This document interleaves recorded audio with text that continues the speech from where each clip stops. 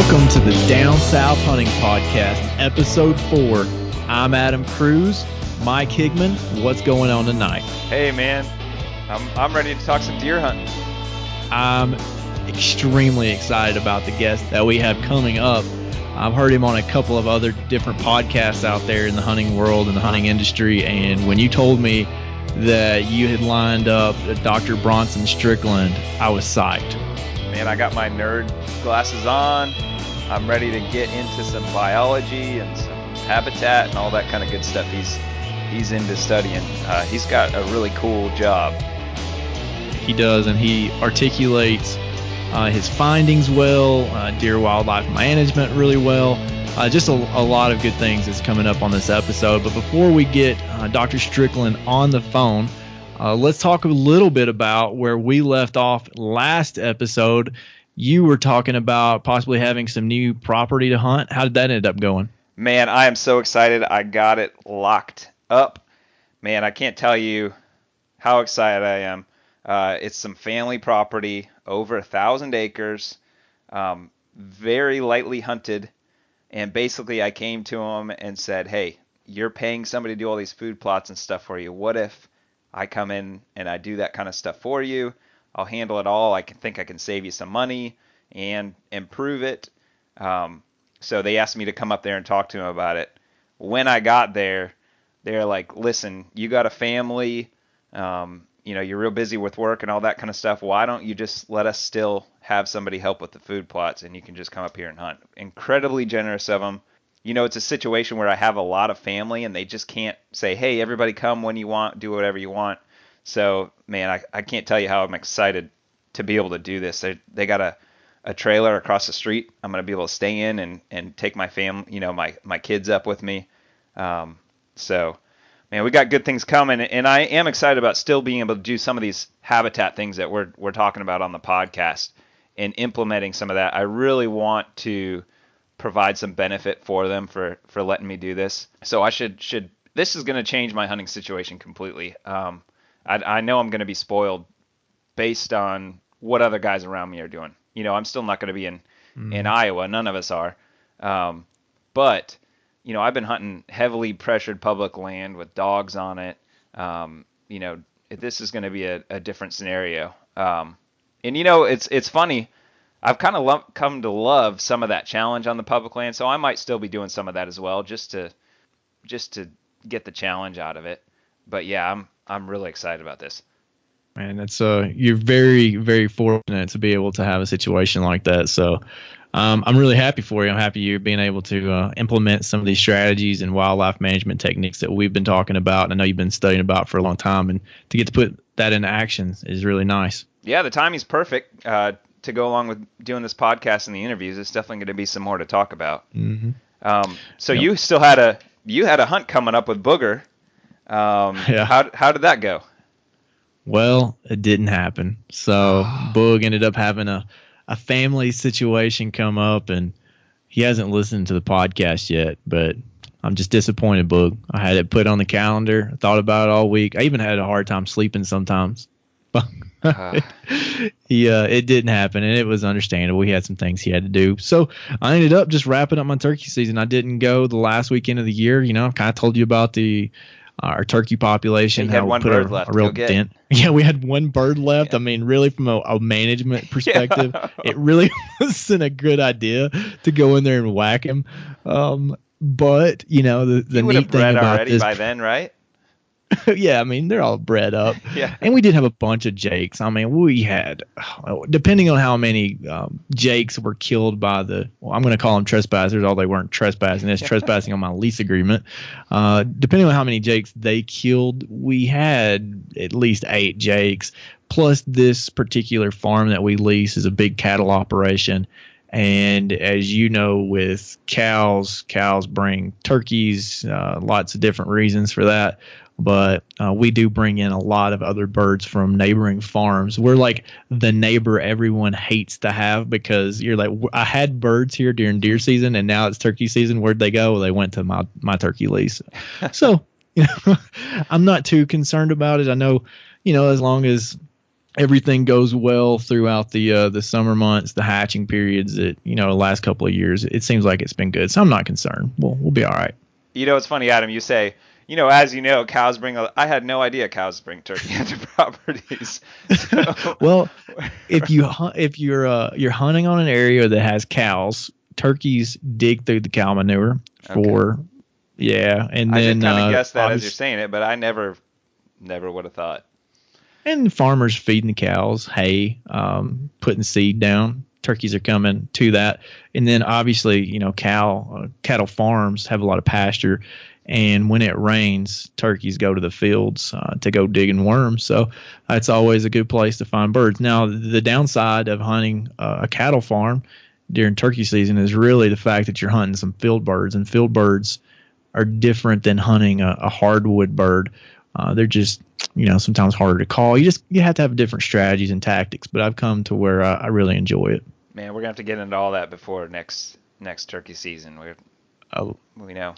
I know we're planning on having less podcasts when it's not deer hunting season, but we might need to keep them going just to get me ready.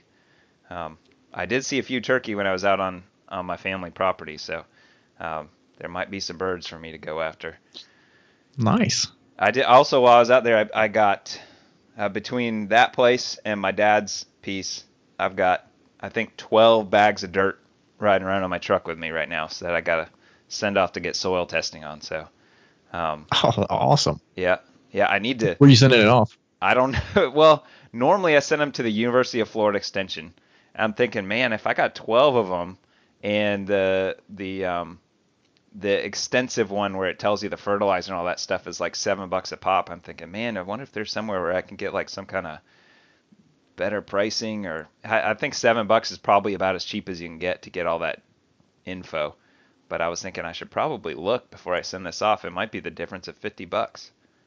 Hey, so now we can use the power of the listener. So we thought, in the beginning stages, like maybe our wives would listen to the podcast and maybe like my mom and stuff.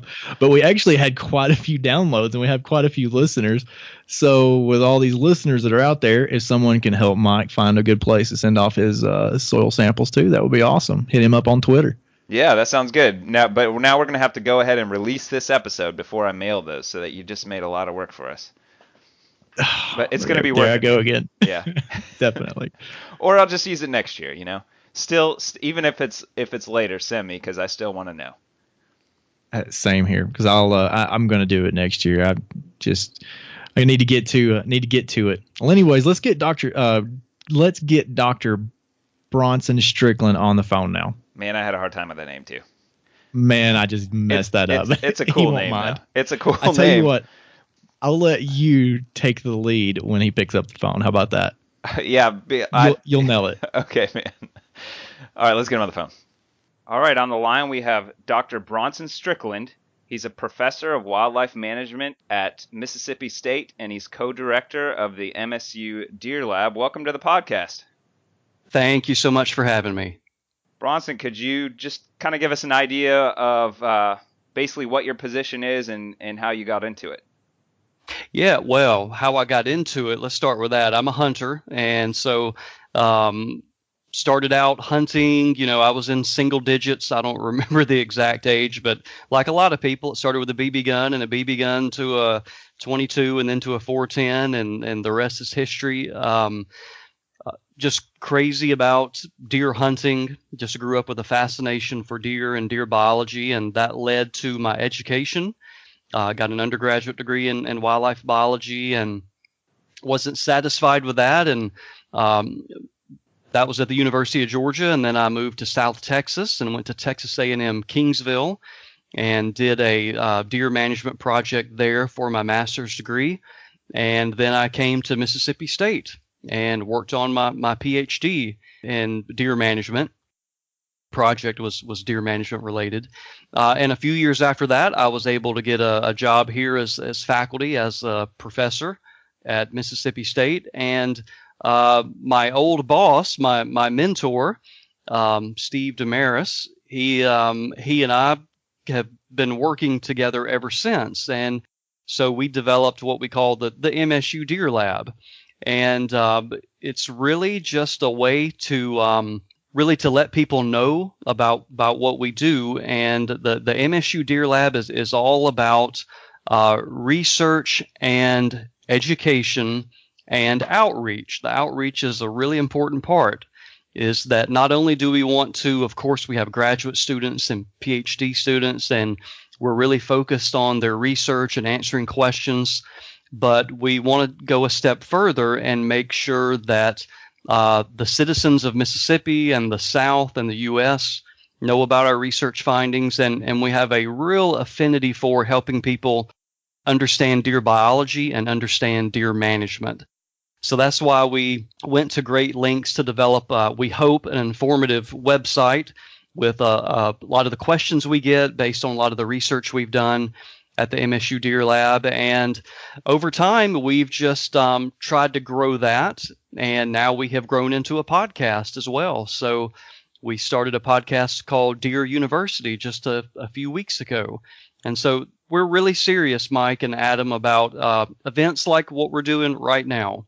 And that's getting the information from the university and getting it into the hands of hunters and land managers so they can use it. Well, we're really excited to have you on the podcast here. We definitely want to find out about deer management and biology, and I know you're the man we want to be talking to about it. So I've been listening to some of those podcasts, and they're really informative, really good it almost feels like I'm in a college class when I'm listening to them. So I've been really enjoying those, and I'm glad that we're able to get you on our podcast so we can share it with our audience as well. Can you tell me, I'm really curious about, I guess, two things. One, I just heard in your bio, I'm always interested when I hear about guys that get their doctorates in wildlife biology, and especially when it comes to deer. What was your doctorate on? What did you study? Well, it was pretty boring for probably for a lot of people's perspective. I didn't have one of those really, I was going to say cool. I thought my project was really cool, but I'm kind of a dork. I didn't put radio collars on bucks, even though we're doing that now. We have a fantastic project we started about 6 months ago. My project was focused on working hand in hand with our state wildlife agency, the Mississippi Department of Wildlife, Fisheries, and Parks. And they started a program along with Mississippi State about 20 years prior called DMAP, the Deer Management Assistance Program. And a lot of states now have a DMAP program. And what it is, it's a relationship between the state wildlife agency and a property or a hunting club where the state agency provides specific management information for a property. In return, the hunters on the property collect biological data for the state wildlife agency. So a lot of the very routine data that are collected by hunters, when you get back to the skin and shed, pull the jawbone out, record what was the body weight, was it a buck or a doe? What was the body weight? If it was a doe, was she lactating or not? If it was a buck, again, the body weight, what are the antler dimensions and measurements and things like that. And in Mississippi, those data had accumulated, again, for almost 20 years. And they wanted a PhD project whereby they would really look at what those data are meaning. What are the applications? What have we learned from this project? So I took that with Steve, with his guidance, and we just found out, there was a lot of variation within Mississippi. There was a big difference, a difference in 30 to 40 pounds body weight, depending on where you're at in Mississippi. Difference of 20 to 25 inches in antler size, for mature bucks, depending on where you're at in Mississippi. So that was kind of the initial part of the study, and then that led to why. Why do we see these big differences in this part of the state? Why are bucks bigger versus that part of the state? Why are they on average smaller? And we just started looking at habitat relationships and soil relationships and just really figuring out, why are these herds more productive than these other herds? And so it just really kind of laid the groundwork in Mississippi for why we call it spatial variation, but variation in the deer herd from place to place. Why is it there? It also, we took a critical evaluation of, at that time, was called the 4-point rule. The 4-point rule in Mississippi began in 1995, and it was time for a critical look at how effective it was. And so part of my analysis there was looking at, is the 4-point rule, is it accomplishing the goals of what it was designed to do, and are there any collateral damage that goes with it? And so that was one of the things we found out, that it did accomplish a goal of improving age structure of the harvested buck population, but the potential cost was that the term high grading, where your best yearling bucks were being shot and the lower quality yearling bucks were able to live. And that was one of the things we accomplished in my with my dissertation. So I guess to sum it up, it was basically looking at why deer are more productive here, why are deer bigger in terms of bucks here, and then taking a critical evaluation of antler restrictions and what are the pros and the cons. Well, I happen to think that's pretty cool. Oh, well, thank you. You're kind of a nerd too, huh? I think Adam and I both admit we're probably pretty nerdy when it comes to this stuff. Well, good. We're brethren. Yeah. So the other thing I've been thinking about is, can you just kind of give me, I guess, a summary of what the MSU Deer Lab is, and not so much on the classroom side of things, but I'm really interested to hear what you guys have as far as where you have deer located, what that looks like when you guys are studying them, how many deer there are, that kind of thing. I'm interested to hear in your deer, I guess, pen, what that looks like. Okay, sure. We have on campus, we have a deer research facility, and right now the facility holds about 60 deer, and we have them in different, they're partitioned based on what the research project is. They're partitioned in different pens, and the pens have been here going on, probably 30 or more years. So a lot of different projects over the years before I was here, before Steve was here, when Steve was a PhD student and a master's student way back in the day. And so various projects, the list is long, have occurred with that deer research facility and the captive herd.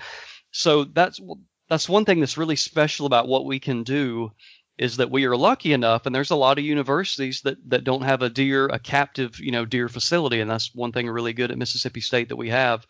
And then we complement that with, right on the outskirts of town, we also have wildlife refuges, we have state wildlife management areas where we can do work, but we also have a particular property called the Andrews Forest and Wildlife Laboratory that's a little over 500 acres, and that's really where we do all our habitat manipulation studies.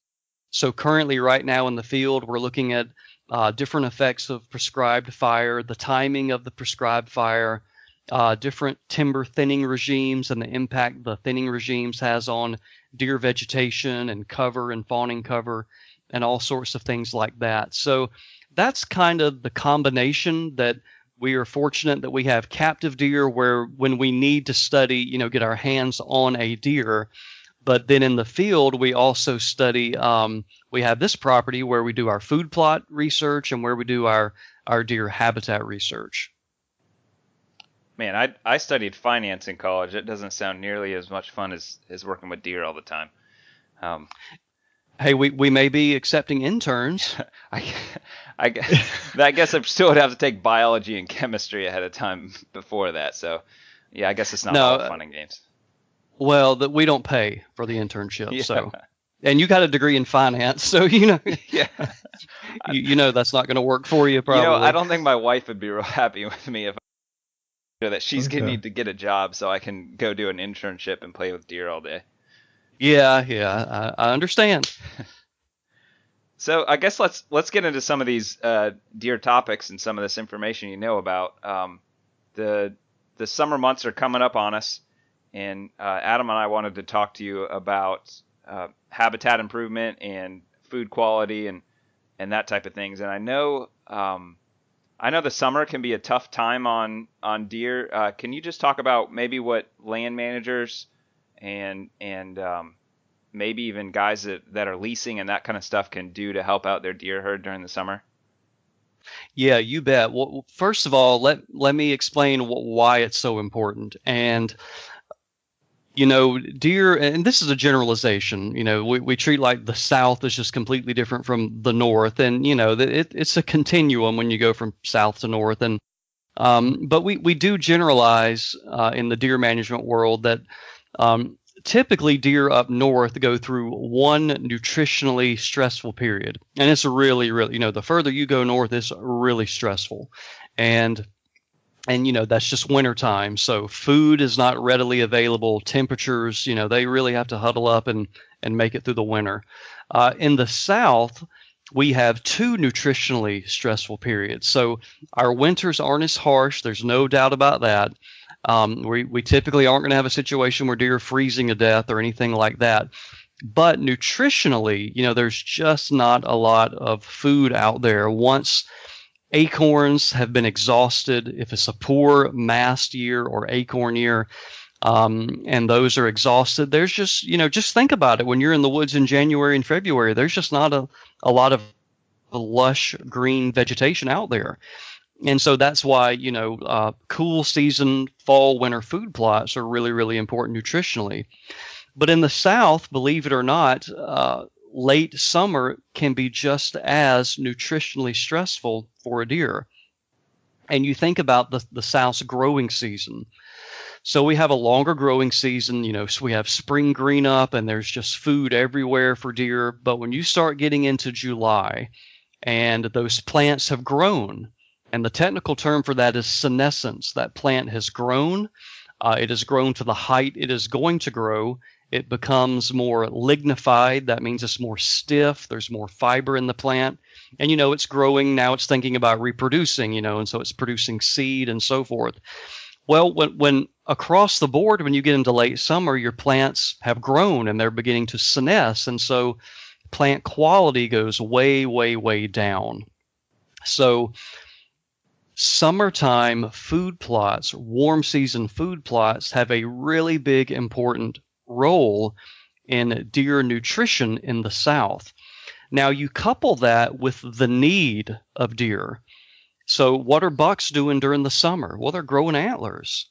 What are does doing during the summer? Well, depending on what time of the summer, they're growing fawns inside of them. And then once they have those fawns, they're lactating. And lactating for the fawns is just as nutritionally demanding as it was gestating to produce those fawns. So it is really an important time.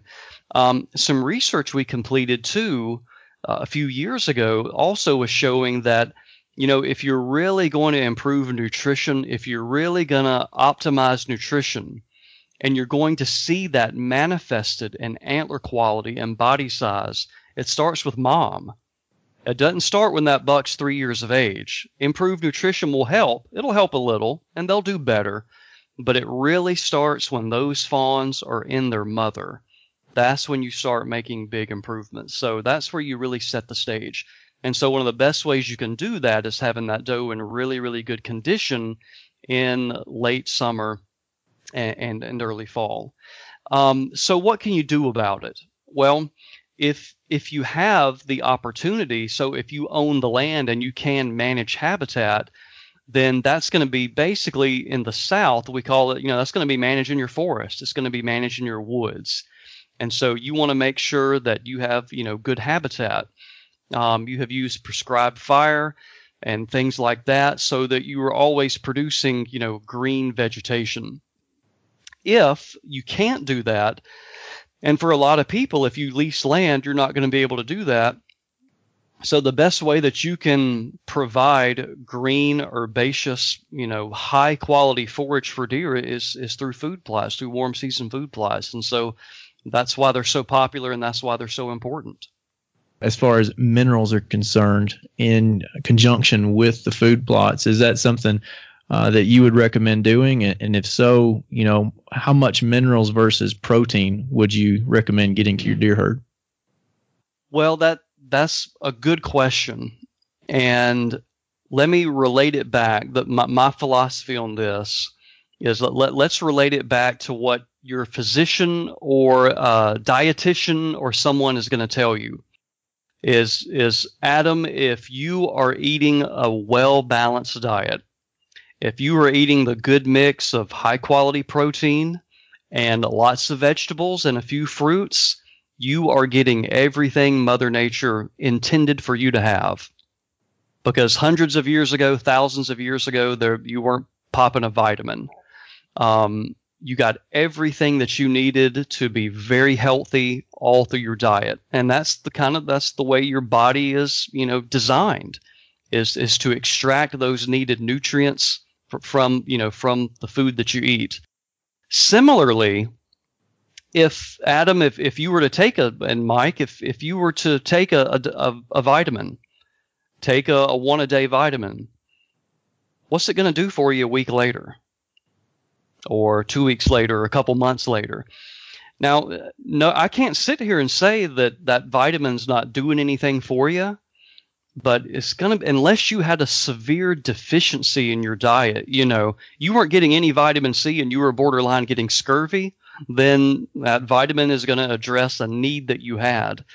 But if you have a well-balanced diet, you're probably, not going to see any effect of those minerals. And so I think it's the same way with deer. If the habitat is good, if natural plants are abundant for deer, and then you're also supplementing with food plots, I personally just would not see the need to add minerals. Now, is it going to hurt in any way? Probably not. Probably not going to hurt one bit. It's going to provide an opportunity for you to put a camera on it and get a lot of good photos. But you also have to think about one of the minerals that is in, it's not really thought of as a mineral, but of course it is. It's an element that is in a lot of those mixes, is salt. And typically, if you were to extract the salt from that mix, the deer probably wouldn't use it as much. So you got to think about that as well. It's a great tool. It can be fun to use, fun to put a camera on it. Is it providing some good? It may be. But if I had personally, let's just say I had $500 to allocate, am I going to allocate 500 of my hard-earned dollars into mineral mixes, or am I going to allocate $500 in glyphosate to open up an area where native plants are going to grow, or am I going to put that $500 in lime to make my food plot more productive, or am I going to put $500 in maybe better seed to have a more productive food plot? That's where I'm going to spend it versus the mineral mix. I think the good thing is with the minerals is they do work as a good attractant. So, something like that's not going to put them all out of business, because everybody loves getting pictures of deer in the summer on their mineral. But it is really interesting where else you could put those resources. Yeah, I mean it's just a choice. And there are going to be people that swear that the minerals themselves have helped. I would love to see. You got to think about in science. It's called confounding factors. How do you isolate what is the true cause of the response that you're seeing? And so you have a lot of situations where, hey, we're doing food plots, and hey, we're doing a mineral mix, and maybe, there were deficiencies, and maybe they see a response, but was it the minerals or was it the food plot? So I can't really think of a situation, guys, where I've ever been to a place where the habitat was terrible. We don't have any type of supplemental nutrition in terms of food plots, but we're putting out a bunch of minerals on the ground and they have really good deer. I've never seen that. And I don't think I ever will see that. I think that, could possibly be some icing on the cake. But if I'm eating a well-balanced diet and I'm, taking a vitamin, it may be helping me a little bit, but I'm not going to see a big change. Certainly it's not going to help with my height or my weight, or I'm not going to grow, 25 pounds of muscle, by taking a vitamin. It's interesting you say that, because the reason I keep asking everyone I think that we've had on this podcast the same question, and it's because I keep getting the same answers. from wildlife managers. And I think it's interesting because if you watch TV or you get online or you read articles in the magazine, they're all pushing products, and those products, minerals, supplemental feed, whatever it may be. But it's good to know that can do good, but really where is the nutrition coming from that the deer really need? And I think that's what's important. And I enjoyed your answer. Okay, great. Thank you. Maybe when it comes to minerals, we ought to be looking at what attracts the most deer, not what's the healthiest, which maybe you can just experiment on your own and see what you get more pictures over. Well, what's going to attract them is what there's a deficiency with. I mean, that would take doing some homework, but that's really what it boils down to. And guys, you think about it, and I'm getting very nerdy here, but this is the way we have to think about it as a biologist: is why do things taste good to us? I mean, think about that for a second. Why do things taste good to you, and why do some things taste bad? Why does rotten food smell disgusting to you? That's Mother Nature's way of saying don't eat that. It's horrible. Why do things taste good? Well, because those are the essential nutrients that you need. And that's kind of in modern day man, it's kind of backfired a little bit. But we crave sugar, salt, and fat, because those things were very, very scarce, thousands of years ago. And, and thousands before that is, we crave salt, we crave carbs, we crave, sugar, that's providing us energy, and we crave fat. But when we have too much of that, of course, we get fat.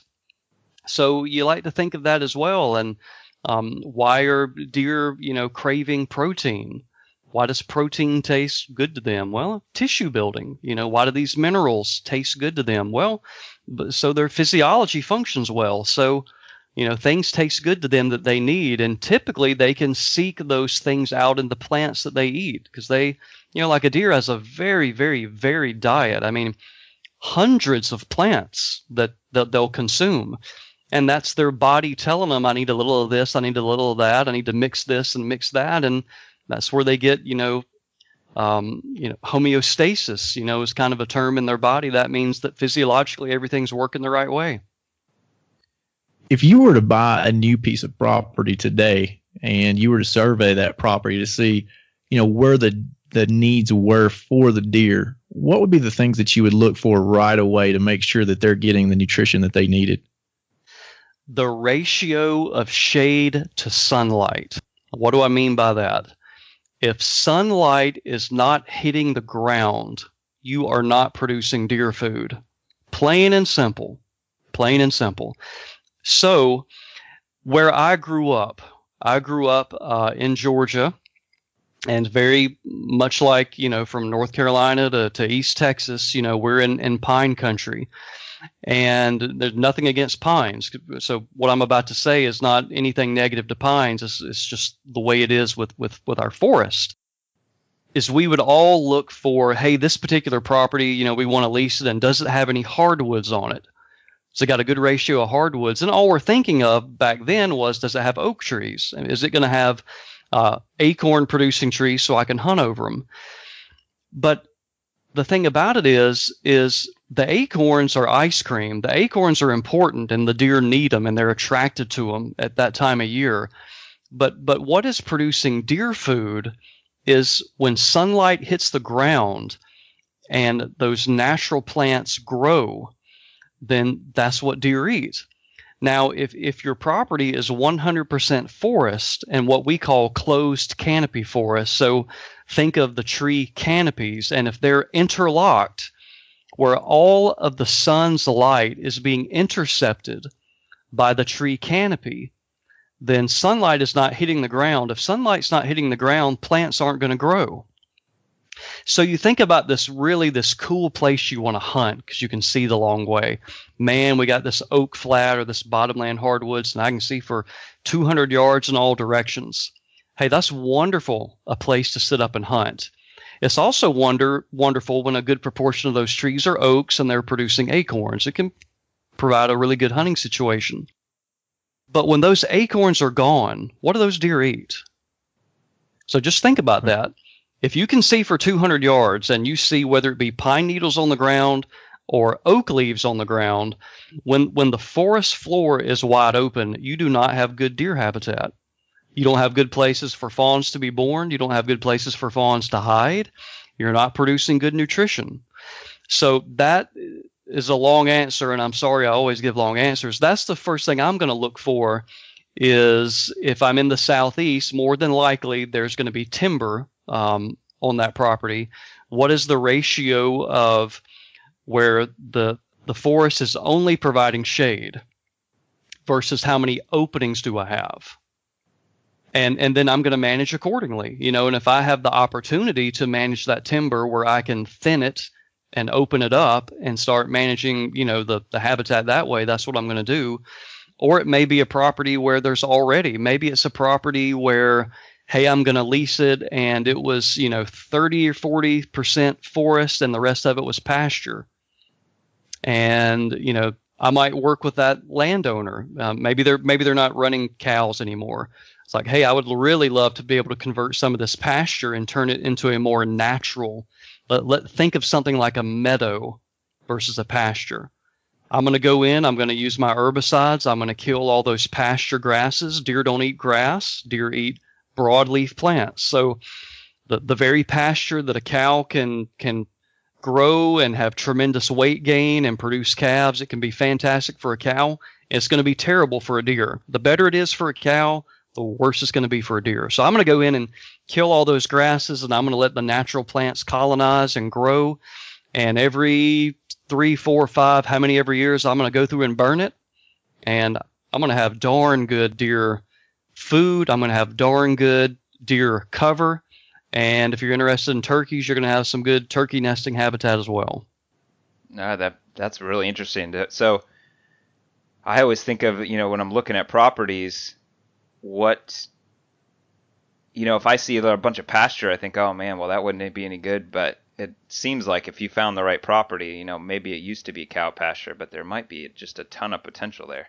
Ton of potential. I mean, it's really easy to start. Now, there's a ton of potential with a forest as well.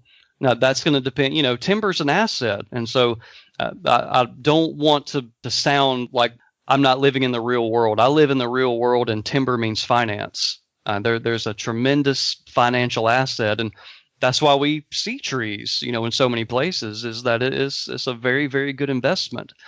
And my colleagues, I'm in a college of forest resources, and I've got buddies and colleagues that are foresters. But what we always talk about, and when we're in seminars and workshops and field days, is you can't have your cake and eat it too. There's a trade-off. Just like a lot of things in life, there's always a trade-off. And if I am managing my property to maximize financial output from timber, it will come at a tremendous cost to the wildlife habitat for deer and turkey. And there's just no way around that. There's no way this 100 acres or 1,000 acres, if I'm going to maximize the timber production so that I have the largest paycheck possible from that timber 15, 20, 30 years down the line, then I am trading off habitat quality for deer and turkey. There's probably a lot of guys with timber leases right now just kind of shaking their heads, but that does make a lot of sense. That's the first priority for those timber companies. They got to pay for all that land, so. Oh, absolutely. I don't begrudge in any way. If I owned the land and, my company was about making money off timber, then we're going to make money off timber. That's what the company's about. But, there's a consequence with that. And luckily, deer are such, we call them generalists because they have they can live just about anywhere. They have a very, varied diet, diverse diet, so they can eat a lot of things. And you can have a deer population and you can have good deer hunting on these places. So I'm not saying in any way that if you got a lot of timber on your property, you can't have a decent deer hunting situation. I'm just saying if you're wanting to maximize, if I want to go in here and, I work with some landowners that are like that. They say, I don't care about the finances. I bought this property because I'm all about deer and turkey. I don't need the money from the trees. I want more deer, bigger deer, more turkeys, etc. Then I'm going to manage that property differently, if that makes sense. If they were to say, I want to make the most money I can off of this property with timber, then I'm going to call one of my buddies that's a registered forester and say, you need to talk to him. But if you're wanting to manage it for wildlife habitat, then you're not going to be able to, have as dense of a forest. You're going to have to compromise a little bit and get some of those trees out and get sunlight on the ground.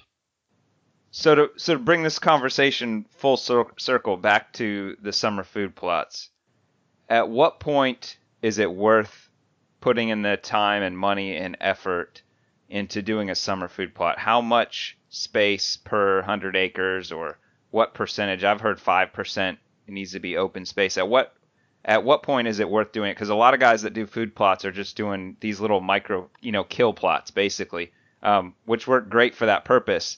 But maybe it's not worth going through all that effort to do a summer plot if you only have maybe a quarter acre to work with. Yeah, that is an excellent point. And I hate to always give an it depends, but it does depend. It depends on your landscape. So Mississippi, it kind of is a good representation of the South and even including the Midwest. So part of Mississippi, about a third of our state, is agriculture. We call it the Delta region. And it is very similar to Iowa. If you're riding through the Mississippi Delta, it's going to look like you were riding through Southern Illinois or Iowa or, places like that. It is wall to wall, soybeans, corn, cotton. If I am a property owner there, I don't need to do any warm season plantings. My goodness, there's a sea of soybeans all around me. A deer doesn't have to go very far at all to have access to soybeans. Now, if all around me is very, very little deer habitat, so think of another part of the state where all around me may be dense forest, then just trying to work on that quarter acre.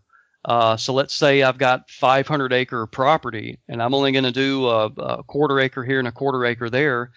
It's probably not going to help in the grand scheme of things. It's going to help an individual deer or two or three.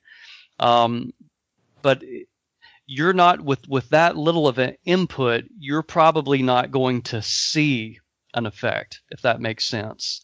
You're not gonna be able to look at your property 2 or 3 or 4 years down the line and go, oh wow, deer quality has really gotten a lot better. It's just not going to be enough. Now, the one thing you can do, and then a lot of hunters don't want to do this, because when people go hunt, they want to see deer. But one way to not have such a mismatch between the deer numbers and the ratio of food per deer is that you lower your deer density.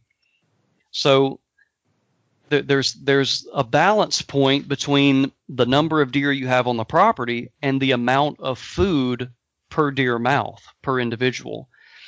And so if you want to maintain the number of deer you have and improve their quality, then you've got to improve food. Now, if I want to improve, like a lot of people, I want to see a lot of deer and I want them to all be really good quality. Well, then you got to produce a lot more food. You're going to produce a lot of deer habitat. You're going to have to produce probably a lot of the supplemental plantings. That's really the only way you can accomplish both. So for most people, that would be a real challenge to see it at the herd level or the population level, having only a quarter acre here and a quarter acre there. The other part about it, guys, is you see a lot of these hunting programs in the Midwest, and soybeans are fantastic. I mean, soybeans are absolutely fantastic. One of the best summer food plots you can have. But they're really difficult to get established on areas where the food plots are really small. And the reason for that is the soybeans are so good that as soon as they come out of the ground, the deer eat them and it kills them. So What I usually recommend for people is you need to be thinking at least 10 acres, 5, probably more like 10, and the more the better acres if you're going to grow soybeans. And for people that have smaller acreage than that, then what you can do is protect the beans for a little while, for maybe a month, with an electric fence. So you can put up these temporary with poly tape and poly wire. You can put up these electric fences to let those beans get established, and then you can drop your fence when you get more into summer, and the deer can then forage on those beans at that time. That makes a lot of sense. Kind of going back to the food competition you're talking about and luring your deer herd, I know another topic you know a lot about and have looked at is wild hogs. And I wanted to just let you talk about what an issue that is and what some of the things that we can do to help with it are. Well, thank you so much. I'm glad you brought it up. And I know my program at the Deer Lab is all about deer, obviously, but a big part of my job as well in Mississippi is helping people dealing with wild hogs. And it's become a huge problem all throughout the South. And Mississippi's no different. Tennessee's no different. Florida's no different. Where you guys are from, you're all going through this. And it's really happened the past 20 years, and especially the past 10 years. Hog populations have really expanded. And it's just so coincidental, guys, that this morning, a buddy of mine called me and said, I think this is literally what he said. I answered the phone. Hello, hey buddy, how you doing? He's like, well, my worst nightmare has come true. I'm like, man, what are you talking about? And he's like, I just got my trail cam. I just pulled the pictures, and I've got 8 hogs on my property now. And so we talked him through it. Let's develop a strategy. Let's get on top of it. Don't let them take hold, and hopefully he can get rid of them before it becomes a problem. But don't think for a minute. So there, some of your listeners out there, they have hogs on their property, and don't think for a minute that hogs are not competing with deer. And I like to think of it 2 ways. They are either competing with the deer for food resources, or they can be directly killing deer. And so you can't put anything in front of a hog and it's not going to eat it. And you just got to think about it for a while. I mean, really think about if you have ever been around hogs, seen hogs, think about how hogs forage on the ground, what they're rooting. Everything they come across with a backbone they consume. If it's going to be a frog, a snake, a salamander, ground nesting birds, alligator nest, just name it. It just goes on and on and on. And yeah, and a fawn. So if your property has got hogs roaming around there, you have a lot of pigs on your property, it is impossible for them not to impact your deer herd in some way or another, either directly through consuming a fawn, or indirectly by consuming the food that deer eat. One study that was done a while back, it was actually in the late 70s or 80s, and they simultaneously, this was done in East Texas, and they simultaneously looked at what pigs are eating, what hogs are eating, and what deer are eating. And in the fall, there was a 50% overlap in the diet. The food that is going in a hog's mouth, 50% of it was the same that would be going into a deer's mouth. So you can do the math really quick, that if you got a bunch of pigs, that is food not going into a deer's mouth, it's going into a pig's mouth to produce more pigs. So I deal with this all the time when I'm giving seminars and talking about hogs. This is one of the most classic lines I've heard, is someone will come up to me afterwards and they'll say, gosh, I wish I could have heard this 5 years ago, because about 5 years ago, we saw our first couple hogs on the property. And we thought, you know what, this is going to be pretty cool. We're going to have something else we can shoot, something else we can hunt. And we took it for granted. And then 5 years later, sometimes 3 years later, etc., they say, and now we can't get a food plot out of the ground. Now we've got so many hogs everywhere. Now that they're rooting in our roads, They're in our food plots. Just everything that can go wrong is going wrong with pigs. So I just don't know anybody. I've never met anybody that's serious about deer management, that wants hogs on their property. They're just too much of a liability. And then, of course, as a wildlife biologist, my perspective is they're an exotic species. They're an invasive exotic species. They're not from North America. They shouldn't be in North America. And they are out-competing our native wildlife. So I just don't want them on the landscape. What's the best way, in your opinion, to eradicate them? Is it for hunters, or is it for hunters to actually come in and to shoot them, or is it to actually go in and trap them? Without a doubt, it is to go in and trap them. So, of course, in the fall when you're hunting, if you see hogs, well, by all means, kill them and kill as many as you can. But it's never enough. Hunting clubs that have just relied on what we call that as incidental harvest. I just incidentally, see some hogs while I'm hunting. Those properties never make any headway by doing that. And that's because of the reproductive characteristics of pigs.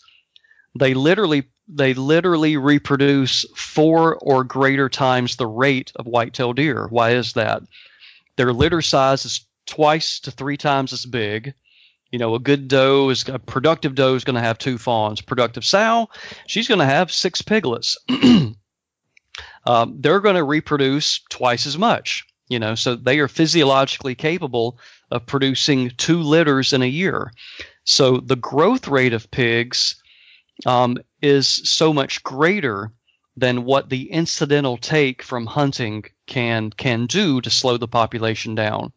So what I would rather do, a hunting club, somebody will call me up and say, hey, we got hogs on our property and we're ready to get serious about this. I'd really like to invest $5,000 in a good night vision scope so we can go out and shoot hogs at night. And what I say is, don't do that. Take that $5,000 and go buy you a couple of really good traps. And you can spend $5,000 now on some of these electronic gates, really good electronic gates, where you can drop the gate, with your cell phone and all that. You can buy a whole bunch of other corral traps, but you are much, much, much better served when you can kill hogs 10, 20, 30 at a time with trapping than you going out and trying to either incidentally kill them or trying to kill them at night with night vision. So take that same $5,000 budget. Would you recommend buying the electronic gate trap, or would you recommend a bunch of, old school ones? What I would do, for me, time is important. If I were retired and I lived on my property, then, I might buy several cheaper corral traps. But you can be more strategic, far more effective and strategic with these electronic gates, because you can be recording when the hogs come in the trap. And why is that so important is if you have done your homework and you are, and I say that, I try to always use that term, strategic trapping, because it's a process. It's not willy-nilly go out there and put the trap and throw 50 pounds of corn in there and hope you catch 15 or 20 hogs. It doesn't work that way. It is a process of baiting those hogs. You literally get them addicted. You get them to where you are the free meal. You are providing the free meal for them. And they get so accustomed in their daily routine where that sounder or that group of pigs is going to come to your bait pile and they're going to fill their belly, or at least get a good start on filling their belly. And that's where you get them. So what I'm going to do, guys, is I'm going to buy me one of those style of traps. And on my property, I'm going to have a whole bunch of different bait stations going. And I'm going to get those pigs coming to those bait stations, eating. And then I'm going to move my trap around and I'm going to catch every one of those hogs. If you live, say, several hours from your property, is that something you could do with the electronic feeder where you're feeding them regularly with that, and then maybe once a month or something you can make it up there to actually, operate the trap? Yes, you certainly can. Now, that's still not a perfect scenario for you, because you need to be able to act when the time is right. So you can do all of that, what you're saying, ahead of time, where I can put an electronic feeder in there. It can be timed to where, one time a day or twice a day, it's dropping a little bit of corn on the ground and within my trap. And then I can use, either over the internet or my cell phone. But I want to be able to, when those 17 hogs that I've got coming to my feed, when all 17 of those hogs get in my trap, I want to be able to drop the door. But you got to be humane too. I don't want to just leave those pigs in there to starve. I would, drop that gate, and then I'm going to make plans where that next morning, let's just say I did it at 11 o'clock at night, I would want to make plans that next day I can get over there and humanely, dispatch those animals. Mm-hmm. But I'm hoping I'm answering your question. In terms of you managing that strategic process like that, yeah, you can do that. You can do that from a couple hours away with your cell phone. The electronic trap sounds almost as fun as shooting them at night with night vision scope. So it is fun. It does sound a lot more fun to shoot them. Yeah. But if you're serious about managing your property and growing bigger deer and helping the native populations, it does seem like just letting them go is really going to backfire on you. You don't want them. You don't want them. That's what I try to tell. And guys, this is one of the biggest things, the message that I'm trying to preach all throughout Mississippi and surrounding states is we need hunters to help us with this. I don't need farmers to help me with this, because farmers know pigs are bad news. You don't have to tell them. In Mississippi, people are losing $60 to $70 million a year because of hog damage. Wow. $60 to $70 million a year in Mississippi. And the exact same type of surveys have happened in Georgia and Alabama and Louisiana. I mean, every one of these states is anywhere from $50 to $80 million a year is going down the drain because of pig damage. And the biggest part, in terms of people that interact with the landscape, are hunters. And so the more hunters that are on their lease or on their property, and the more knowledge they have about getting rid of hogs, the better off we're all going to be. And here's the dirty little secret, guys. Do you know why the hog population has exploded the last 10 years, 15 years? Do you know? I'd imagine because guys are trapping them and letting them go on different properties so they can hunt them there. That's exactly right. Wow. That is exactly right. And so we've got to get the message out. There are more people that hunt that don't want hogs on the landscape. And we got to make sure our voice is heard when we find out people that are turning them loose. And this is one of those situations, guys, where you may not know someone that's doing that, but I guarantee you know someone that knows someone. You know someone that probably knows someone that's doing this. We've got to get the word out, and where these people are caught and punished. And so, what we're telling people in Mississippi is, if you know this is going on, it's hurting people. It is hurting people that are trying to make a living off their land. It's hurting our natural resources. And it's not a game. So many people that don't interact with, wildlife, and they don't interact with the land, they may not see the harm in this. What's the big deal? But there's a lot of harm to it.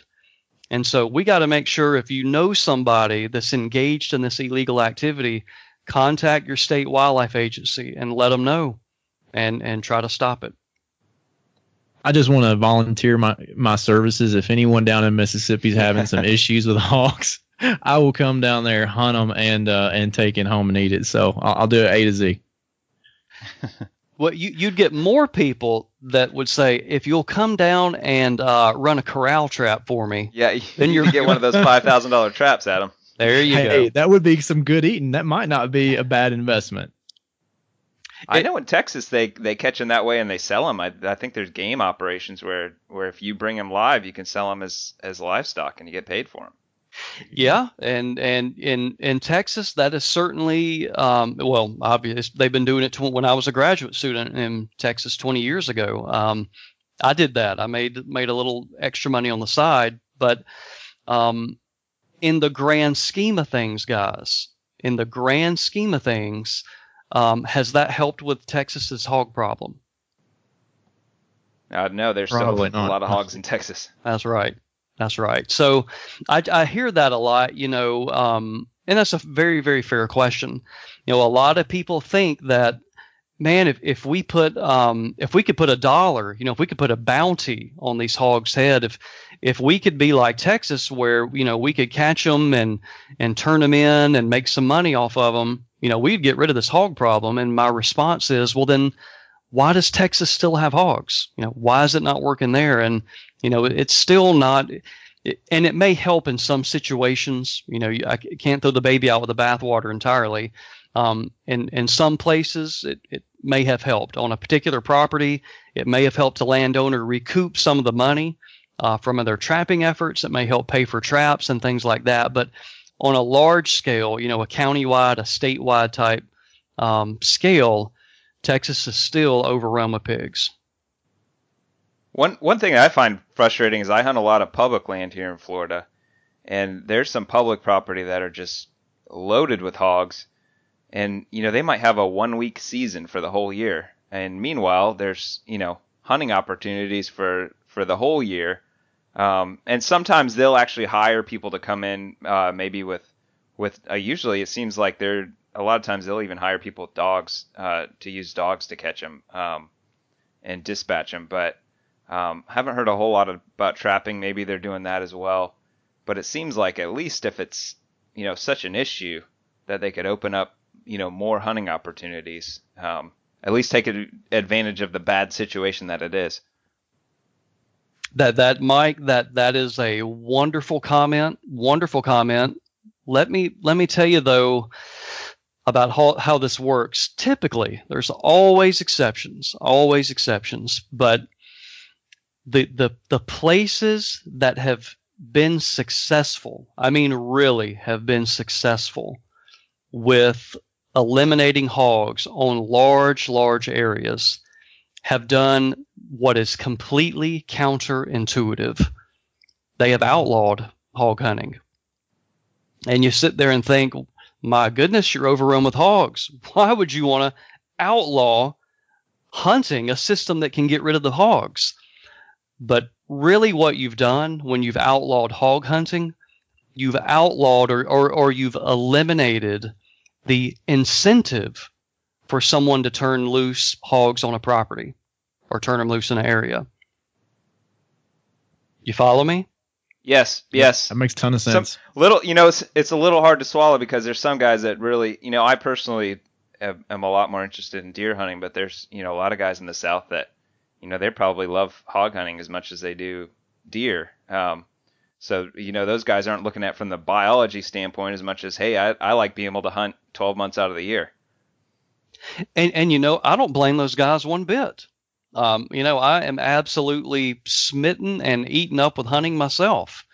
And so, I get it. And, and I eat hogs. They're a wonderful sporting animal. Their senses are good, their sense of smell and you think about it, it is really a trophy animal in Europe. The wild boar is a trophy animal. But we have to put things in perspective as well. And, it's one thing to where if you have an area that has hogs, and where there may be, hog hunting is allowed, then, so be it. In that area, if society says we want to allow hog hunting, then again, so be it. But when you move them and turn them loose somewhere else, and by doing that, to me, I'm just being very face value here. I'm not going to sugarcoat it very well, but when you take hogs and release them on someone else's property, unbeknownst to them, for you to be able to go back and hunt them, knowing that those pigs are causing damage to that landowner. That's just extremely selfish. I mean, it's very uninformed, to put it nicely. It's very uninformed, and maybe that's what it is, uninformed. But I've gotten to where I think it's more about being selfish. I think you did a pretty good job sugarcoating for us. I think most people can read between the lines and see how you really feel about it. Well, this is a family show, right? So it is. We're going to keep a clean rating on the podcast. Yeah, the clean rating. But we'll just go ahead and read between the lines what you're really saying there. Yeah, it's just that's just it's the selfish. way I look at it. Yeah, to me, that's what it boils down to. It's very, very selfish. I'm going to cause someone else harm for my pleasure, for my sport. And so I'm not in any way, someone can be listening to me and say, golly, but hog hunting is fun. And I get it. I really do. I mean, I really do. It's a tremendous animal, and the chase, whether it's be still hunting, which I've engaged in still hunting before, and I've never dog hunted, but I mean, I get it. I really do. But to go from in Mississippi 20 years ago, only about 4% in the 80s was occupied by wild hogs. And now we probably have 50 to 60% of the land area of Mississippi is occupied by hogs. And none of that was natural. That didn't happen naturally, pigs colonizing new areas. That was people moving them around for hunting. Wow. And so now we had a really big mess on our hands. So I just try to be very blunt, try to inform people about the cost, the dangers, what's going to happen, and tell people what the problem is and hopefully how they can manage their property through trapping and get at the root cause of it. That if you know people that are moving them around, it ain't cool. It's not good for conservation. It's not good for wildlife. It's not good for our agricultural producers, and we got to slow it down and stop it. And one more thing, guys, I forgot to say, we have a wonderful resource for people, a website called wildpiginfo.com, wildpiginfo.com. And if you go there, you can hear all the stuff I've talked about, different articles, publications you can download that talk about the biology of wild hogs, the management of wild hogs. We even have plans if you want to build a corral trap on your own. We've got videos there of how to build one. If you want to construct it yourself, we literally have a blueprint of this is your materials list to go to buy. Here's how you're going to put it together. Here's how you bait it. Here's how you set the tripwire, and here's how you catch them. So it should be your one-stop shop for hog management.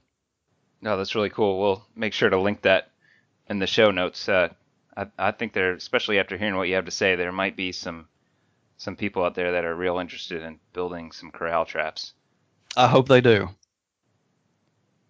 Adam, do you got any more questions about hogs before we I got a couple of last deer questions, but you got anything you wanted to ask about? The only other question I'd have on the wild hog front would be, what type of impact are they having on a turkey nest? I mean, if they're, terrorizing fawns and that sort of thing, I'm guessing that it's, pretty impactful. Yeah, that's a great question, and there are some studies going on right now. A colleague of mine in Texas is doing this very thing. I don't have any factual data for you right now, other than it can't be good. And I just want to go back to kind of where I started with. Anything that nests on the ground is, you think of all the nest predators that turkeys already have, for any ground nesting bird, there are always predators they're either going to try to catch the hen or they're going to try to catch the mom, and they're going to try to eat the eggs. So any place where there are a lot of pigs on the landscape, and their job every single day is they have their nose to the ground, going from point A to point B. So I don't think, I may be proven wrong someday, I don't think pigs necessarily go out and I don't think they seek out, hey, this looks like a good area for us to try to find hens nesting and where we're going to, eat the eggs. I think it's going to be more opportunistic, is hogs are feeding in this area, and they get close to a hen, and the hen is going to fly off, and they're going to go over there and eat the eggs without a doubt. So, what I would really love to see, and my colleagues with the Mississippi Department of Wildlife, Fisheries, and Parks, we are literally on Thursday, a few days from now, we are literally getting together to talk about some potential studies to address this in Mississippi. The impact of wild hogs directly and indirectly, on deer in terms of their food competition, behaviorally, when they're in an area, what does it do to deer in terms of their behavior and where they spend time? Are deer not spending time in places they want to be because there are hogs there? And then we're going to be doing the same things with turkeys. So hopefully in the next year or so, maybe we're going to launch a couple projects that can answer that question directly. I have a couple last deer-related questions, kind of like Adam asking the same question with the minerals. I kind of have like a couple theories and ideas I've been thinking about in my head for a while, and I kind of want to ask a lot of people about them. The first one is backdating fawn bursts to the rut and using that to find out when exactly the peak of the rut occurs in your area. And I wanted to ask you about what you could tell me about that, how to do it, and maybe how accurately a novice or somebody just using trail camera pictures could be in using that method. Yeah. So what you would do, and your season, when the does are harvested relative to the rut, is really, really important. And the reason for that is you are going to need those does to have been more than bred for 30 days or greater. That's really around 30 days is when you really can start to see a definable fetus. And so like where I was in Georgia at the time, based on when the hunting season was and when the rut was, at the very end of season, you could actually do it. Now, let me give you an example here of what biologists do. When biologists want to know, they will usually, and your state wildlife agency will do this, they will usually do this after the hunting season, typically about a month after the hunting season. So when they go out and with their special permits are able to, do a random sample of does and harvest them, when they open them up and they open the uterus and they pull the fetus or fetuses out, they are going to be usually somewhere around 50, 60, sometimes 70 days old. And then what they do is they put the fetus down on what is called a fetus scale. And that fetus scale translates for you based on the length of the fetus. It tells you how many days old the fetus is. And then you just count backwards on a calendar. All right, this fetus is 63 days old. You get your calendar out and you start counting backwards, 1, 2, 3, 4, back to day 63, and you say, that is when that doe was conceived.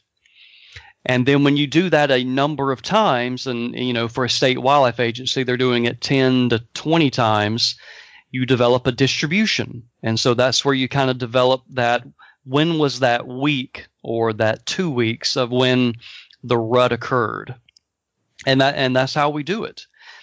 So currently right now, you would have to have, the rut needs to have been preferably a month before the season ended, and 6 weeks would even be better before the season ended.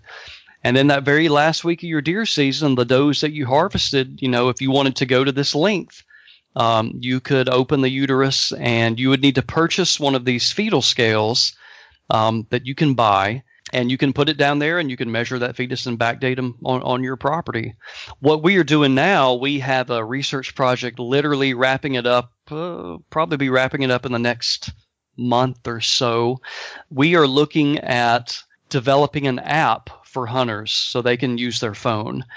What we wanted to do was the initial study that was done, and it was completed by a guy named Joe Hamilton. He's founder of the Quality Deer Management Association.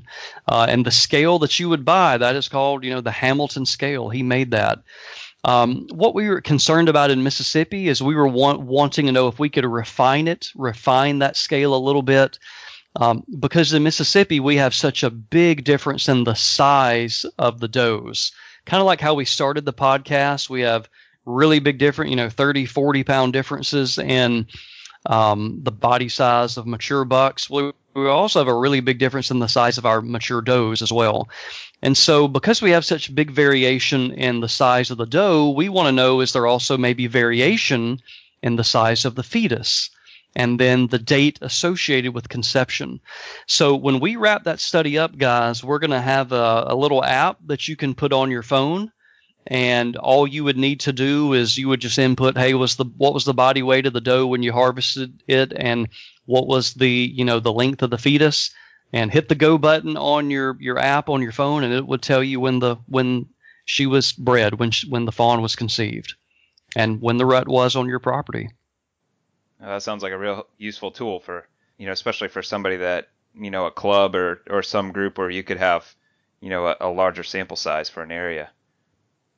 And really, you could populate a map across the United States to the southeast or whatever it would be based off those hunters, the input they put in there, just to show hunters in that general area, when that rut occurred during that time period.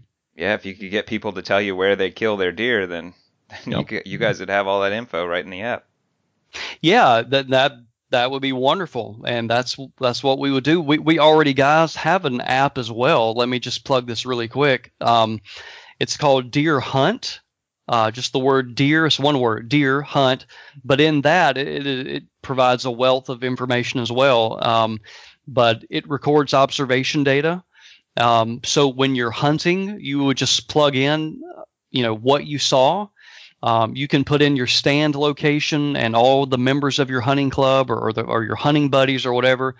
You plug in the information while you hunt, so that you can learn from your property from within the hunting season and from year to year. So you can even, stuff like when you saw deer, you can learn things like what was the reproduction on my property. You can record during bow season, how many does and how many fawns you saw. Critical information for a property. You can start inputting where I saw bucks, where I saw mature bucks, where I saw young bucks. But when people enter that information on the app, we do all the math for you. And then you can run a report. You can run it right there on your phone, where you can query the database that you enter. You can run the report. I can run it by stand. I can run it by day. What stand did I see more bucks? What stand did I see more mature bucks? Did we see more mature bucks in the morning or the afternoon? I mean, it just goes on and on. And this app is free, and you can download it and start using it this fall and enter data. But let me get back to the conception date. Backdating the fetuses, that would also be included in that app as well. Okay, that sounds really useful. Most hunters are bringing their phones to the stand with them nowadays, so you could probably enter that all in just while you're sitting there, or before you get down at the end of the evening or the morning. That's right. A good idea. All you have to do is just minimize Facebook for a few minutes. Input that you just saw. Yep, that was a middle-aged buck, and you can enter it in and enter in the number of antler points you saw. All that type of stuff. And if you're lucky enough to kill a deer when you get back to the skinning shed, all that biological data we were talking about, you can plug it right there, right in your phone. What the body weight was, the antler dimensions, doe lactating or not, you can plug it right there in your phone, and you don't have to write anything on a harvest data sheet anymore. You've got a record of it, and we back it up at Mississippi State. So if you were to lose your phone, drop your phone, whatever, you log into an account and you just extract your data from our server, and you've always got it. Cool. One step further with trying to age the rut based on fawns, is it at all possible to do that with like trail camera pictures of fawns, or finding fawns, or can someone actually get an idea, say within a couple weeks, of when a fawn was born, and kind of count that back to when the rut might have been, or do you need to measure that fawn as a fetus? You would need to measure it. So I guess here's the way I would think of it. If I want to get to when the rut is within a week, within I'm getting a sample of this doe was conceived on this day, this doe was conceived on this day, then you're doing that with the fetuses. Now, if you want to use your trail cams and looking at, fawns, that's going to put you in the ballpark, but you probably already know when the ballpark is. You probably are already in the woods. Just the behavior of the bucks, and if you're hunting, if you got enough hours in, you're basically going to be able to tell when the rut is going on, from that. So I don't think the fawns, the trail cam fawns, and I hadn't thought about this a lot.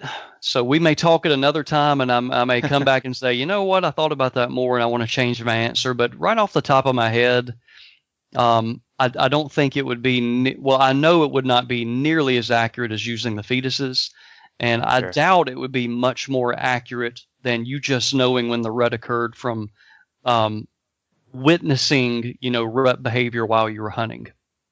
I've had some pictures with fawns. It looks like, man, that they had to have been born within the last couple of days. But I think the issue may be sample size with that. You're looking at one set of fawns. Well, that might have been the one set that was 2 weeks after the rut, or so. Yeah. One of the best correlations that a lot of state wildlife agencies use as well is roadkill. Yeah. So that is literally, that's uniform from Florida to, Michigan, is when you start seeing that spike in roadkill, then the rut has begun. Some of the areas I hunt, the deer density is so low, it's like, oh man, there's one deer. That's more roadkill than I've seen the last 4 months. Yeah.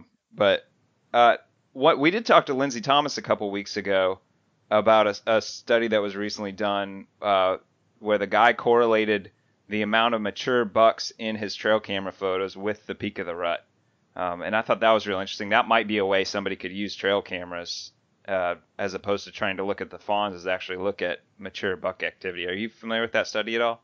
I'm not, and that was probably presented at the Deer Study Group meeting last year, and I was not able to go, and I hate that. But yeah, that makes perfect sense. I absolutely believe that. And I don't even know. I might even just expand that further and just the buck count. Bucks. If I were just doing a daily tally for that particular camera, how many buck photos did I get in that camera? And if I had a running total or a running tally of that, yeah. And then we start seeing a spike, that is probably when the rut is beginning, yeah. And I was actually surprised by and you just mentioned the rut beginning. I was surprised the way it was worded, because it was actually the most pictures coincided with the peak of the rut. And I kind of expected to see more activity like in the seeking stage, more at the beginning when they're trying to track down does. But I guess versus, it seemed to be that it was the average, like right in the middle of the rut was when the average sightings were. Maybe there's a bell curve on both sides that kind of made the average in the middle. But I was kind of surprised. I thought it would be maybe a week before what the peak would be, but apparently his study showed it was right when the peak was. Oh yeah, I really would like to see that. But yeah, I think your logic is sound there. But I guess though at the peak, you're just going to have so many does that are, of course, in estrus simultaneously. There's just going to be a lot of chasing going on. There's just going to be, deer are just going to be, or bucks especially, are just going to be going from place to place, and they're either locked into a doe chasing her, or they're roaming around looking for another one. Right.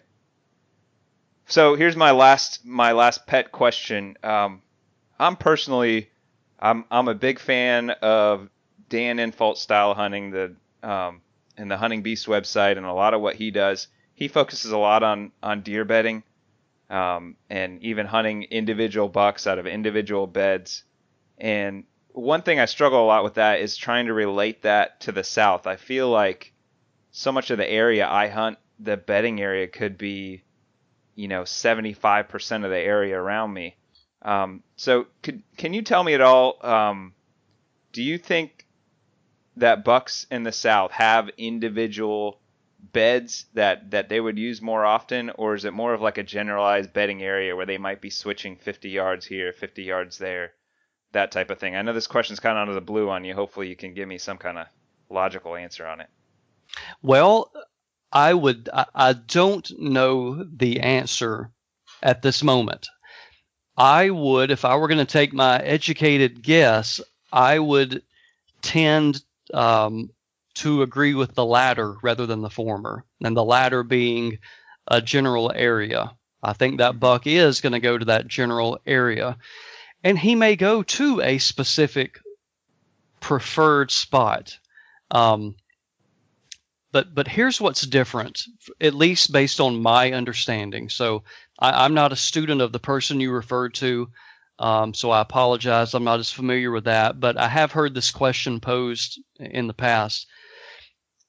You got to think about what is limiting in that area. And so I agree with you 100%. If cover is not limited, if you literally have acres and acres and acres of good bedding cover, then I don't think that buck is going to necessarily go back to that specific spot every single time.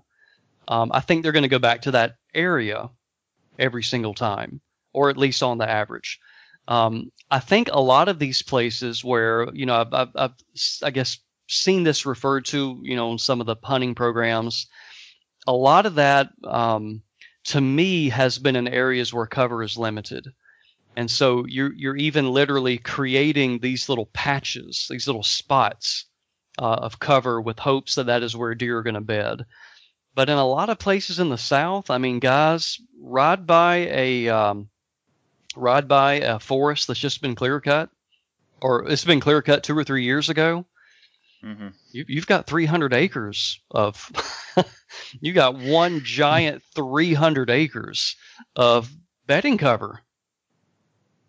So, I mean, it's just in general, I hate to, there's always exceptions in the South. So I'm not in any way, shape, or form saying bedding cover is never limited for adult deer in the South. I'm sure it is. But most often when you have a forest-dominated place, landscape like we do, and within that system, timber is being taken down and timber is being grown, there's usually out there going to be some thick cover where adult deer are going to bed. Yeah, this is part of why we wanted to do a southern-based podcast, because there's, you hear so much about, major food sources and a lot of the other stuff, and I think there are some aspects of the South that are different. And I think, guys from other parts of the country or girls from the other part of the country can get an idea of how things are different, and they might be able to apply that to their area, just like we can take ideas from the North and apply it to the South. And one thing with northern areas, I feel like a lot of times the big woods type areas might relate to a lot of the, pine plantations we have down here. How do you find the most effective way to locate deer in, say, a pine plantation where the habitat is very similar over a large area? If you're going to hunt that type of area, what type of thing would you look for first? I would probably start with food. Well, I'm going to start with a map.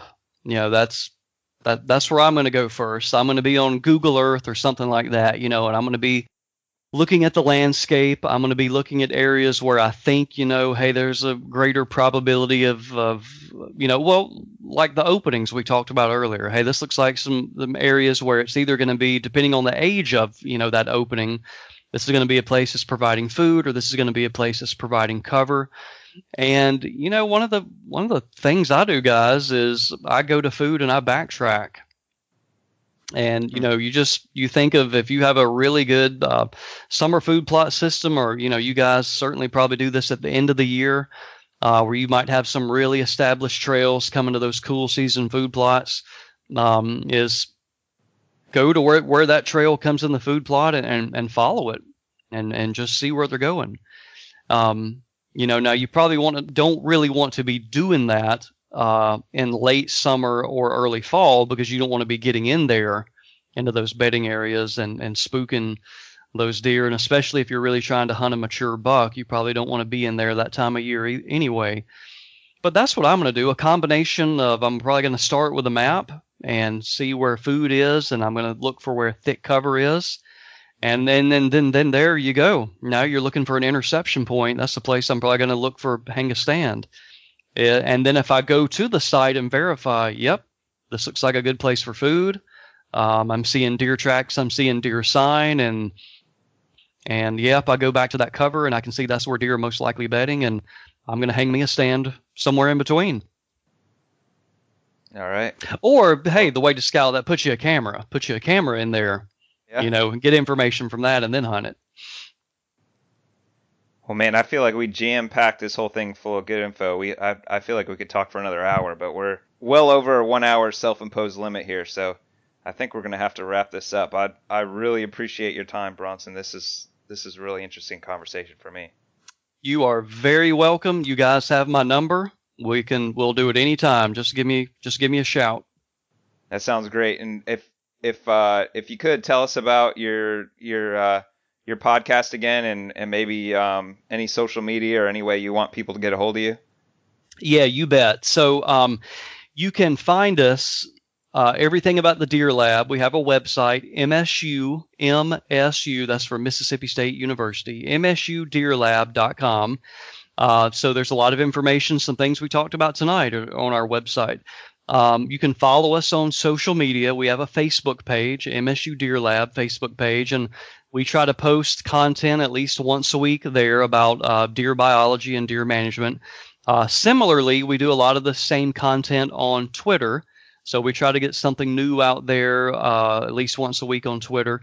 And we launched our podcast a couple weeks ago called Deer University. And we are about to have our 5th episode of Deer University. And similar to you guys, the content is usually about an hour long, and the content is all about deer biology and management. And to give you an example of some of the topics we've done and some we are planning to do is our first podcast was about buck breeding success, which bucks do the breeding and why. And that really has, it's interesting biologically, but it has big management implications. And when you try to always tie back in the biology to what does it mean for deer managers and deer hunters. So what bucks are doing the breeding and why those bucks are doing the breeding, big impacts. And then we talked about culling, what you're doing when you're culling or what you're not doing. And most people aren't doing what they think in terms of managing for genetics when they're culling. We had a couple episodes on that, and we had one episode on predators, mainly on coyotes and coyotes' impacts to deer herds. And our follow-up episode 2 of that is coming up next. And it's just going to be episodes like that. We're going to have habitat management episodes, food plot management, deer nutrition. We'll get into some deer biology topics, more about antler growth and why we see differences in antler growth, typicals and non-typicals. It'll just be hopefully once a week for the next year or two to come. We'll have topics on deer biology and management. They can find it on iTunes right now. We hope to broaden it and put it out on other platforms in the future. But right now, if you just go to iTunes and search Deer University, that podcast will pop right up and you can start listening. If you've enjoyed this podcast, you'll definitely like that one. They definitely can get deep into the weeds of the biology, and like I said earlier, it seems like it's a college course that you can just listen to on your own leisure. So I've enjoyed it. Well, thanks again, Bronson. We really appreciate your time. Anytime, guys. I'm serious. Just give me a day or two warning and give me a call. I'm happy to talk. We enjoyed it. Thank you again. Okay. Man, Adam, I really enjoyed that interview. I think my brain is full. I might have to listen to that podcast back to really kind of absorb some of what we talked about, but I really enjoyed it. Same here. I know that's one of those I'm going to go back and and make notes. I'm kind of a note taker. I don't know if you can actually hear me taking notes during the podcast, but I'm like a serial note taker. I've always just taken a lot of notes, and that's one I'm going to go back and really document some of the things that he discussed, strategy wise, management wise. Just a lot to learn there. Yeah, man. That's why I listen to podcasts, so I don't have to write anything down. I can just listen to it again. That's a good idea. I was the guy in college that bought the notes from you guys. Did you have those like note places you could go buy the notes where somebody else wrote down all the notes and then I would study their notes? Did you have those places? I didn't actually. In school? Oh, I didn't actually take notes in school. I didn't care. There were. I mean, some kids got paid to take notes in class. That's a nice true. little business.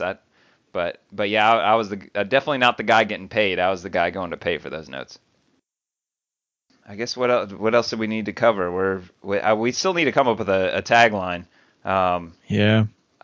Maybe our listeners can help us out with that. Yeah. I mean, do something cool probably is not gonna, that's probably not gonna cut it long term, man. That's I've been in the coffee business since October, and I still don't have a tagline for that. I've like really flip flopped a lot. So drink Grizzly, tame the wild, drink Grizzly. I'm not good at this, so if anyone wants to help, definitely send me some ideas. Well, how about that for an unplanned transition? So tell me about the sponsor of this podcast this week.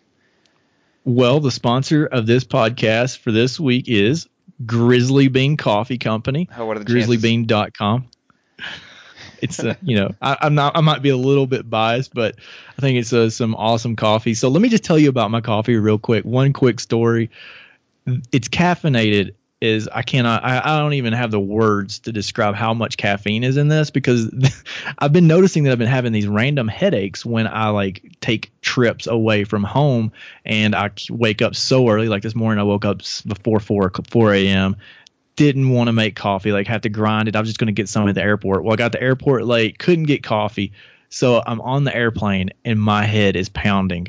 So if you need a lot of caffeine in the mornings, Grizzly Bean Coffee will do the trick. But just don't miss your days. You'll pay for it. Is it caffeine you're putting in there, or a little bit of Coke? That's Daddy's special sauce. Yeah. Now the FDA is going to be at my door. Thanks. Yeah. What else were we going to talk? Oh, we need to talk about our social media. We definitely do. Tell me about Down South Hunting on Instagram.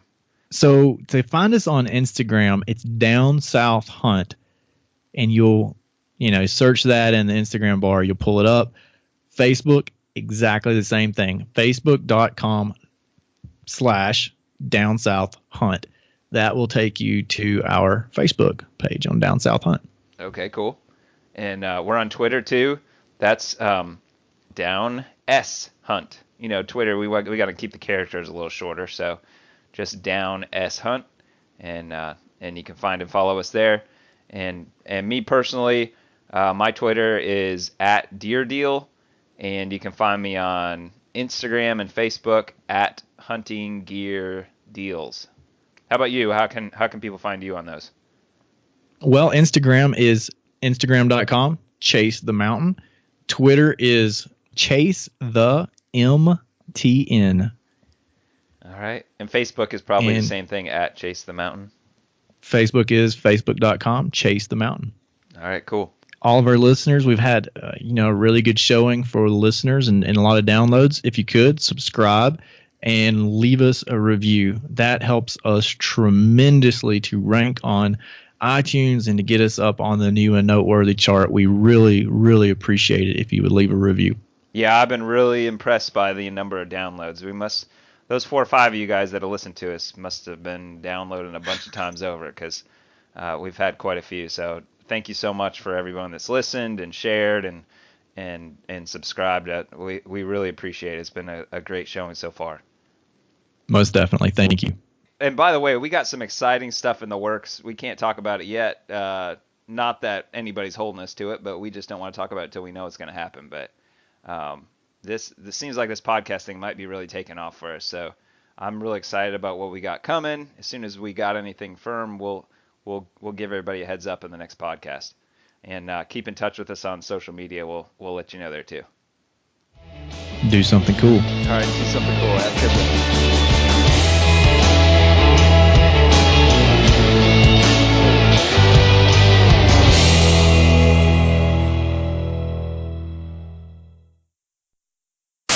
I want to ask you about peeing from the stand. Is that something you're comfortable talking about? We can edit out my mistakes. Yeah, I think maybe we should leave you messing his name up because and then we can leave me messing it up the first time. Just because I had to start over. I go, doctor. All right, let's start this over. I just usually tie my wife's tampon in my boot going to the tree stand. That takes care of everything. There you go. Now you're hardcore, brother. Hardcore. I'm joking. Well, that's disgusting. That's disgusting.